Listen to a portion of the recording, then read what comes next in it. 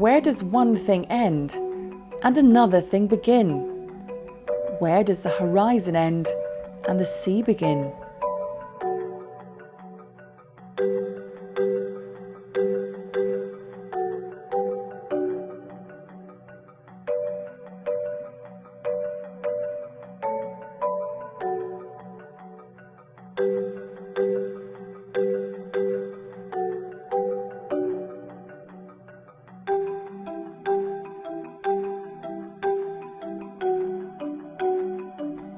Printed image on a map.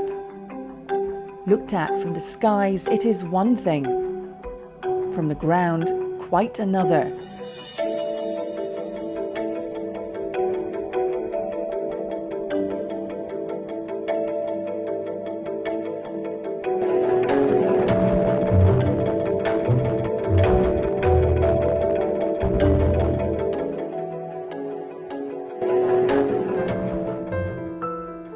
The coast is a pencil line on a piece of paper. It keeps changing, always changing. Human history, it is the history of migration.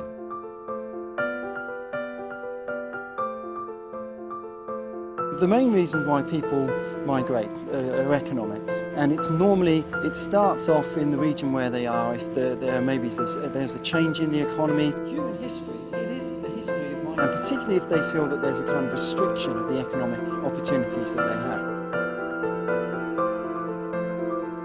And so we call that kind of push factors. And so if there's a push factor, then it leads to migration.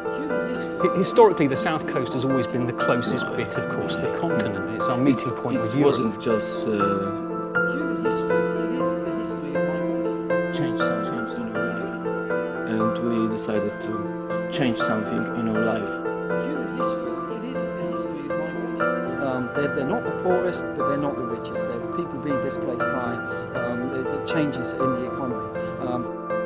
The biggest problem in our country was always money, and the problem with survive. Human history, it is the history of migration. Change in our life. We are missing for our families. We just started our journey. Human history, it is the history of migration. Change. We will have to move to a different country because England isn't for us. Human history, it is the history of migration. They're not the poorest, but they're not the richest. They're the people being displaced by the changes in the economy. Change in our life. The situation in Europe is going to change, so it will be more difficult than it was 6-7 years ago. Change something in our life. Human history, it is the history of migration. For example, if we look at a bigger picture, and if we look into the early medieval period in Europe, you have the examples of many people moving from the Central Asian steppes into Eastern Europe, displacing people such as the Slavs, or this huge movement of people like the Turks. These are massive population movements that we cannot isolate single reasons for, but there may be a combination of environmental factors, cultural factors. My first plan was to stay 1 year. Change something in our life. I just realized after 1 year, this country I got more opportunities, possibilities. Change something in our life. I got you can meet so many people from different countries. And people always thought, oh, you come over here to earn money, life you know, you come from a different poor if I country, would stay. and most people didn't even know where Denmark was. Change something in our life. The biggest problem in our country. Human history, it is the history of migration.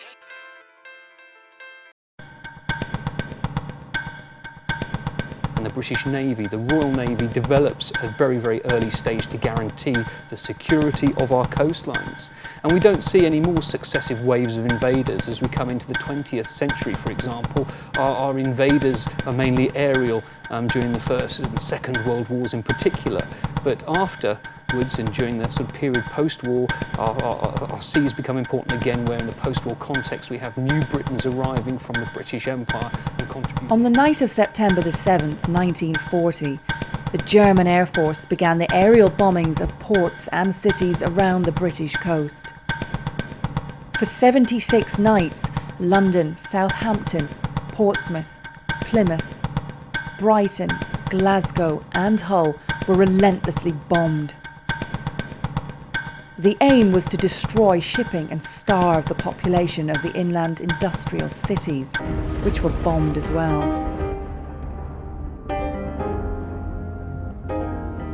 The story that superhuman heroics of the RAF fighter pilots in their Spitfires protected the country turned out to be just that. They were brave, but the cities were in reality largely defenceless.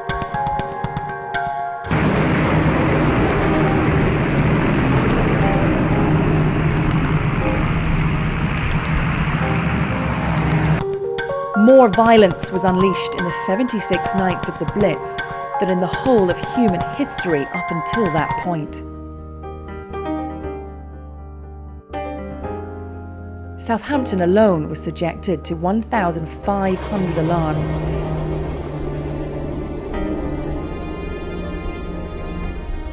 With over 30,000 bombs dropped on the city.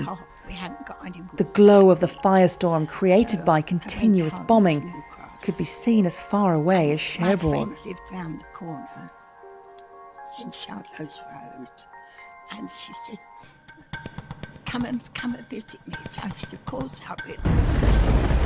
So I went round to visit her, and she said, her mother came in. Oh, finally, she said, come and have lunch with us. So I thought, oh, that's nice. I haven't seen them for a long time. So I said, okay, yes, I will. I'll go home. I had this love to see it. Okay, so go home. Oh, I'd love to see it. I went home. As I got home that night, I went home. As I got home, front door, and my friend lives round the corner. Okay, I'll go home. I'll get out straight. And she said, good. Come and I went home. I said, of course. As I got home, the front door, I went round to visit her. And I thought, well, that's not good. She said, her mother said, oh, finally, she said, go home, come and have lunch. I went round straight, my friend. So I've gone. I went down, finished, just got home. The bomber said, okay, yes, I will. I was new came and she sounds like good. So that happened. Oh, we'd love to see it. We was going to new places I'd just left that night to see a friend of mine in a show. So I said, okay, I'll go home, I'll get it, I'll come straight back. I went back to where my friend. I went home. As I got home, finished the front door, went in. The bomber hit it. I was so that's not good, so unlucky. So that happened a lot. Anyway, I went back to my friend. It was gone. It was down, finished, just rubble. The bomber hit it. I was so lucky, but she was so unlucky. That happened a lot of times in my life. Places I just...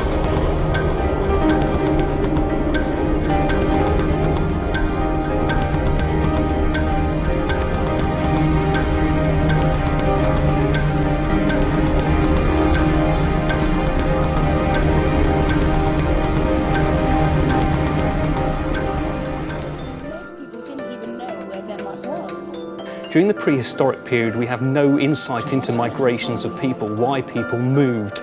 Never in the same place twice. I studied on the university math, physics and IT in Bratislava. I got a master's degree. Sometimes I was cleaning the toilets and I was just asking myself why I'm doing this kind of job with my education. And the problem with survival. Never in the same place twice. Never in the same place But at the end I just realized you have to start from the beginning somehow. The problem Shore and bay, estuary and embankment, cliff, beach, sandbank and mudflat, high tide and low. The exact position of the coast is never known. Always changing, coming and going, never finalised, never finished. It wasn't easy to go to the doctor or to the bank, sort of figure things out. They're not the poorest, but they're not the richest. They're people being displaced by the changes in the economy. Changes in the life. They're not the poorest, but they're not the richest. They're people being displaced by. My dad has always worked in sort of telecommunications. He moved over here to take the job.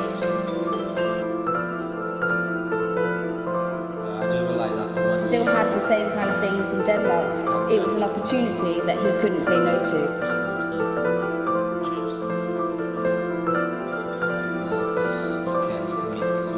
It was really, really hard to actually come over here and to be thrown into the English school system. The only thing I miss about Denmark now is obviously I've got all my family over there still. My mum and my dad and my two sisters are over here in England, but all my other family are in Denmark, so I do try to go back twice a year, but I could never live there again because it's two different worlds. I think I've lived here for 10 years, but if we decided to move somewhere else, I would be quite happy to do that, and I would do that to my children as well.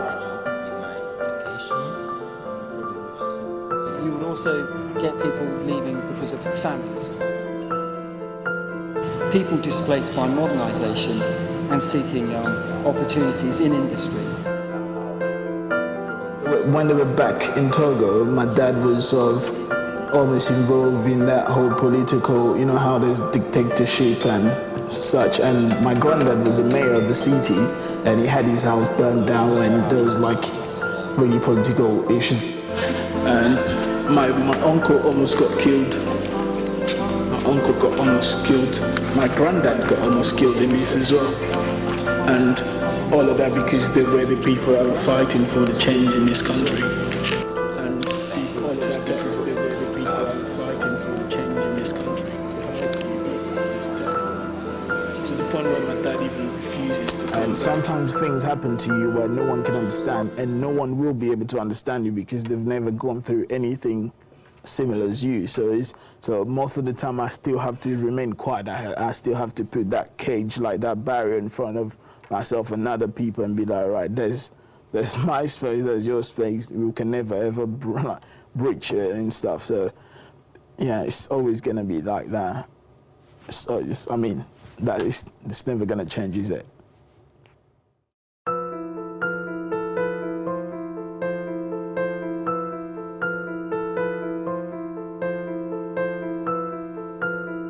I think you need to sometimes just try new things, and in the beginning it might be quite hard, but at the end you realize it was just good for you, which means you can just move on.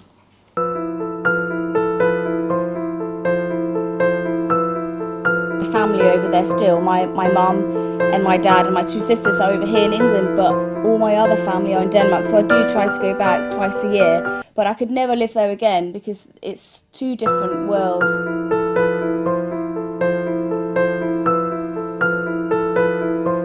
We are missing for our families. We just started our journey. We will have to move to a different country because England isn't for us.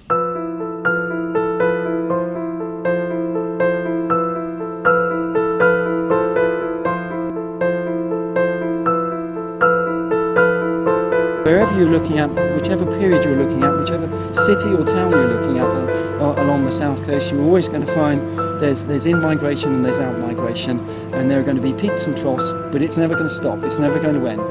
And it will go right back to the beginning, and it will carry on into the future.